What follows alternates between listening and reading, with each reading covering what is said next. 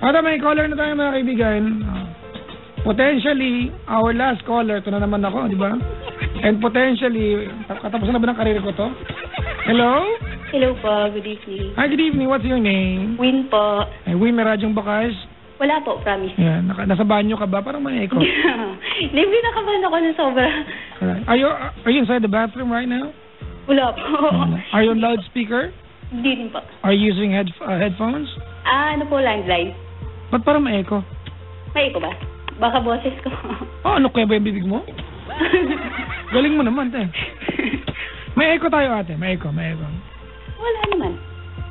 Speak yung with your mouth close to the telephone, please. Okay. Yan. Yan. Alright, hi. Good morning. Good evening po. Good morning na ba? 2 more minutes, so advance na natin. Your name is Win. Yes. Parang Windy, ganon? WYN po. Yun lang? Apo. Di ba ano yun? There's a Nickname po, nickname. Okay, alright. Sige. What can I do for you, Win? Ilan taon ka na nga pala? 22 po. 22. You're calling from Parañaque? Yes po. Alright. Anong ginagawa sa buhay? Caregiver po. Caregiver. Alright. Ano naalagaan mo? Matanda po. Okay. Andiyan ka ngayon sa duty? Alright. Pero wala po sila nasa abroad. Ako lang yung naiwan sa bahay. Social, caretaker ng bahay. Pag nandiyan caregiver, pag wala caretaker. Sige, walang multa? Wala naman. Tinatakot ko siya.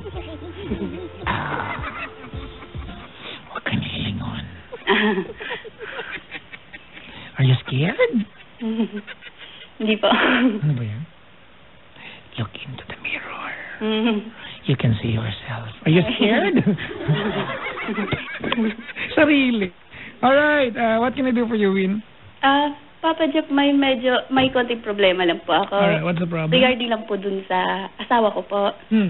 Na, anong tawag dito? Parang, teka, kinakabahan ako talaga eh. Gusto mo wag na tuloy ito? Hindi po. Teka lang.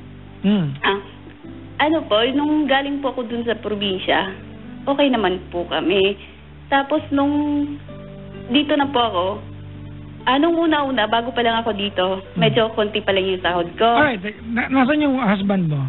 No, sa probinsya po. Anong probinsya ninyo? Davao po. Davao, alright. Gaano katagal lang kayo mag-asawa? 17 po ako. 17? Kasal hindi?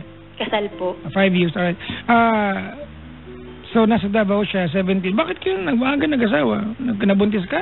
Hindi na ganun po sa probinsya, Papa Jack eh. Okay, alright. I will not question, customary yan. Anyways, kailan ka pa nasa Maynila? 3 years ago po. 3 years ago. So, sa 5 years, 2 taon lang kayo magkasama doon. And then LDR na kayo? Apo. Alright, sige. Tapos nung una-una po, konti pa lang yung sahod ko. Tapos, pag naghingi siya sa akin, parang nagdidemand pa po siya ng mas malaki pa dun sa sahod ko. Ano bang work niya? Sabi niya, kanyari, example, 3,000 yung sahod ko, gano'n. Tapos sabi niya, padala mo naman ako dito ng 5,000 kasi para sa yung para daw sa maintenance daw ng lupa namin, gano'n. Para minimaintain ng lupa? Yung bilang ng fertilizer, bilang ng gano'n. Sige. Tapos sobrang demanding po. Sabi, padala mo naman ako dito ng 5,000, ganyan. Tapos nag-aaway na kami. Sabi ko, mas malaki pa yung hinihingi mo dun sa sahod ko Sabi nga gano'n. Away na. Yan ay 3 years ago? Yes po. Okay. Bakit parang binabalik mo yung 3 years ago? Ano nangyari? Yung humihingi siya ng sahod? Apo. Tapos, yun po ang... Magulo na ata. Medyo magulo. Talaga mag-budget na lang tayo. Salat-salatin ko yung petsa. Ano ba tawag doon? Ano ba tawag doon? Ano ba tawag sa madyo? Hindi ko alam. Ano ba din Petsas, di ba? Pichay. Hindi ko alam. Hindi ako nagsusugal, sorry. Anyway, go ahead. Tuloy yung kwento mo. Nawala na kayo. Tapos, tawag na ito. Mula noon, hindi na ako nagpapadala talaga. Hindi na ako nagpapadala kasi may kaibigan ako na nagsabi sa akin na mas dapat priority mo yung magulang mo kaysa sa asawa mo. Asawa lang naman yan. Wala kayong anak? Meron po, kaso namatay din po. Alright. Tapos yun. So wala kayong anak? Wala po. Alright, nasa heaven na yung baby. Opo. Anyways, ate, nagtrabaho ka sa Manila for 3 years, ilang buwan ka lang nagpadala? Ilang buwan? Siguro mga 3. 3 Ha? months. 3 months po. Pero pa konti-konti lang yung pinapadala ko kasi iniisip ko naman wala naman kaming anak ganyan. Alright. Tapos, yun. So ever since ate, yung 2 years, 7 months, so 2 years, 9 months, hindi ka na nagpadala? Hindi na. Doon ako sa father ko nagpapadala. Okay. Inaaway nila yung father ko, ganyan. Tapos pinagsasabihan nila ng nakikinabang daw, ganyan. Pero hindi naman ako nagpapatinag doon. Tapos, neto, parang uuwi na ako, Papa Jack, pero uuwi na ako netong November. Pero kamusta yung relasyon ninyo bilang mag-asawa? Nawalan kami ng contact mga 6 months. As in, wala talaga lahat. Pero nung nalaman niya na pauwi na ako, maayos na yung ano niya, "Hi, kamusta?" Ganyan. Gaano katagal kayo hindi nakapag-usap?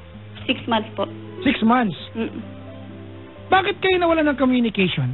Kasi lagi kami nag-aaway. Ano pinag-aawayan nyo? Yun yung tungkol dun sa pera daw, saan ko daw ginagastos, ganyan. Tapos dapat daw priority ko daw siya dahil asawa daw siya.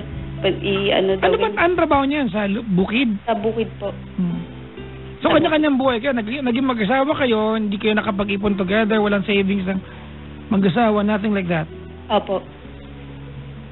Ano lang yung meron po kami, yung lupa lang meron kami. Sino mabili lupa? Sa kanya po. O di, wag ka makisali doon. Di mo nga binigyan ng sweldo mo eh. Anong tanong mo sa akin? Netong ano po, November, uuwi po ako. Tapos, nung nalaman niya uuwi ako, ang ano na po niya sa akin, ang bait na po niya sa akin. Tapos, teka lang ha, wait lang ate. Alright.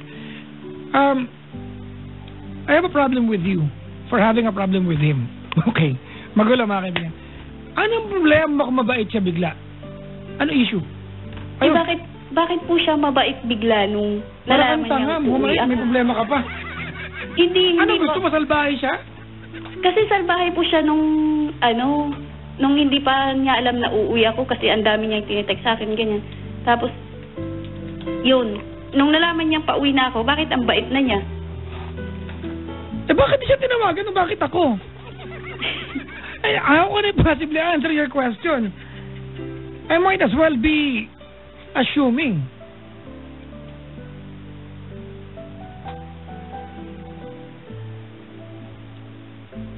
Teka lang. Ito matanong ko lang. Ayaw mo bang mabait siya? Ayaw ko po, parang... Gusto mo salbahe siya? Hindi, gusto ko po yung kung ano yung pinapakita niya sa akin, yun lang po yun. Alam mo, ikaw sa lahat ng babae, nakita kong ganyan, may pagkatanga. Yung iba atin na may asawang salbahe, tapos bumait, nagpamisa, naghanda nga ng 4 na malandi yun eh. Malanding baka. Ikaw, ayaw mo. Awkward po eh. Paano naging awkward? Kano katagal na hindi nakikita? 3 years ago po. 3 years na? And what's your problem kung mabait siya? Dapat kung mabait siya, dapat noon lang. Paano kung may na-realize siya? Di ba, nauwi ng asawa ko? Alam mo ganyan dati, hindi ko alam kung anong tama at mali na hindi ka nagpadala sa kanya ng pera. Arrangement niya yung dalawa, may kinikita siya, may kinikita ka dito. Di ba? May punta naman siya, sinabi mo, dapat padala mo ako, asawa mo ako eh. Tama ba yung Papa Jack? Oo naman ate, bakit naman hindi? Asawa mo nga naman siya. Kasi may isang friend din ako nagsabi sa akin, dapat hindi mo yun prioritize, dapat prioritize daw ang magulang kasi asawa lang daw siya, wala daw karapatan, ganyan. Doon ako nakinig sa kaibigan ko. Bahala ka. Nandyan na yan eh. Diba, I'm not saying mga kaibigan that there should be a competition between parents and asawa. Dapat wala naman talaga. Pero kahit pa paano ate, naging bahagi naman siya ng kung anong ginagawa mo sa Maynila. Anong point na magkalayo kayo dito kung wala namang pinakikinabangan yung relasyon ninyo bilang mag-asawa? Diba? Bakit pa na kayo naging magkalayo? Mag-asawa kayo. Makapag-candy na nga lang. Teka nga.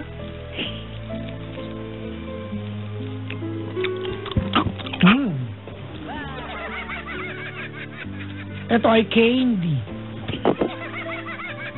Hindi ang candy. Mukhang tama yung tunog pero hindi, di ba? Parang 20. Hindi yan 20, yan ay 20. Anyways, ate. I'm sorry, but I do not understand your concerns. Okay po. Hindi ko mag-gets. Bakit ayaw mo siyang mabait? Mabait siya bigla, ate. Bakit gumagawa ka ng issue? Baka na-miss ka ng tao. 6 months ka hindi nag-usap. Yun nga po yung ano, kung na-miss niya po ako, dapat yung sabihin naman sa akin na, uwi ka na dito, na-miss na kita, ganyan. Hindi yung, kung hindi ka uuwi dito, papatayin ko yung pamilya mo, ganyan. Dati? Opo, tapos nang nalaman na niya na pauwi na ako, kamusta ka na, ganyan. O ano pala, di ba? Ate, mali yung mga pinagsasabi niya sa dati, offense, I mean, it's actually a threat, ano? Kaya lang ate, nung bumait, bakit may issue ka? Hindi ko mag-gets. Hindi ko alam paano sagutin tanong mo. Paano bang pwedeng example dito? Di ba? Pumunta ka ng Jollibee, tanong ka, may palabok ba kayo? Meron. Bakit? Gumanong ka. Yung ganong kalabong tanong. Di ba? Yung ganong tanong, hindi mo alam paano sagutin. Ano kayo cashier ng Jollibee? Ano kayo sabihin niya sa'yo? Kasi meron eh.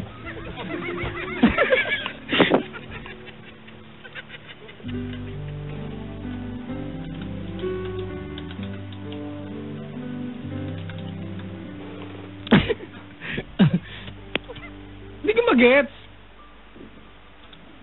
Sige po. Sige po? Ano natulong ko sa'yo? Wala.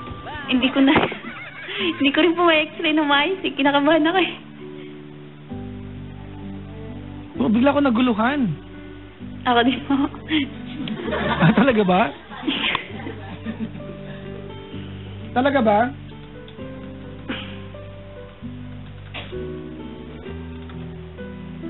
Ganito gawin natin, ate. Pumunta ka ng McDo, tanong ka.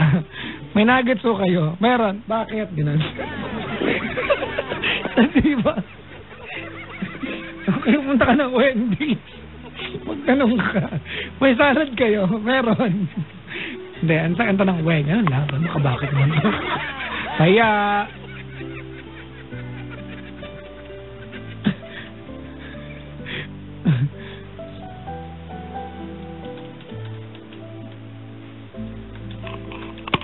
Ate!